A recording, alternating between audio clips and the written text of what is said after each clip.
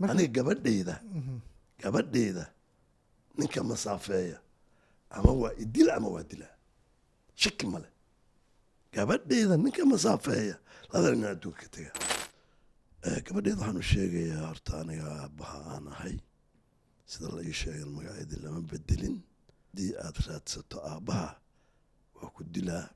waxa uu marti ku yahay barnaamijkeena ilintir waxa uuna markaasi ka hadli doonaa laba arrin oo aad u xanuunjisay oo tan koowaad ay tahay gabadh isaga uu dhalay oo isagoo ogeyn nin kala guursaday carruur u hayso isla markaana uusan hubin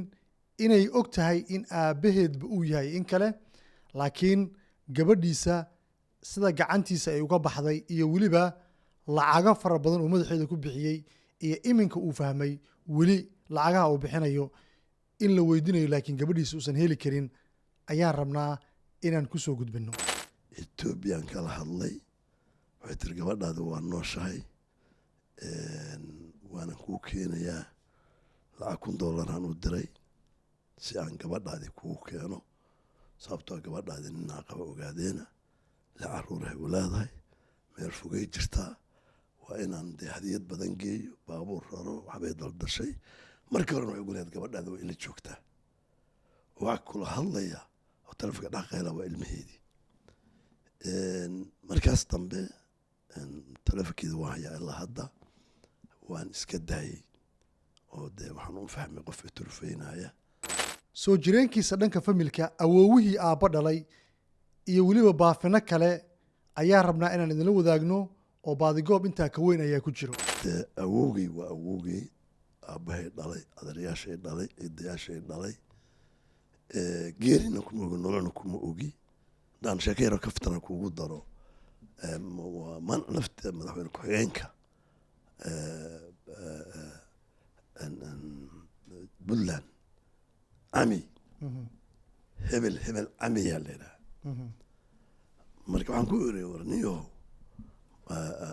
waana noo egya aada noogu egya haye 100% abtiriska markii la fiiriyana waa sax waa meeshii marka dee isma aanan sii warsan laakiin waxaan taleefonna waa ku iri faysna waa ku iri inaan fariisano si kaftana ayaan isu niri laakiin inaan fariisanaan rabay oo aan si fiican u sheekaysano sidoo kale yuusuf indhacadde haddii loo celin lahaa 18 jirkiisii muxuu qaban lahaa oo uusan soo qabsanin muxuu samayn lahaa uusan soo samaynin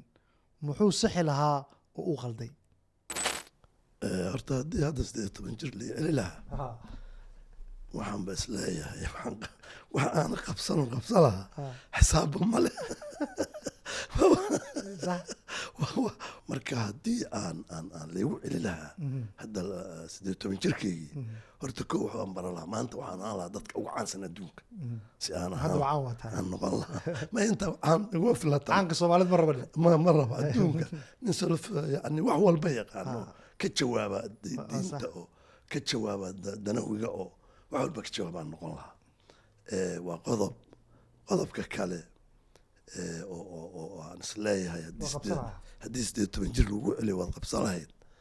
waxaan qabsan lahaa diinta ayaan aada u baran lahaa oo haddeer sheekh yuusuf waa laiska yidhaahdaa waa waraysi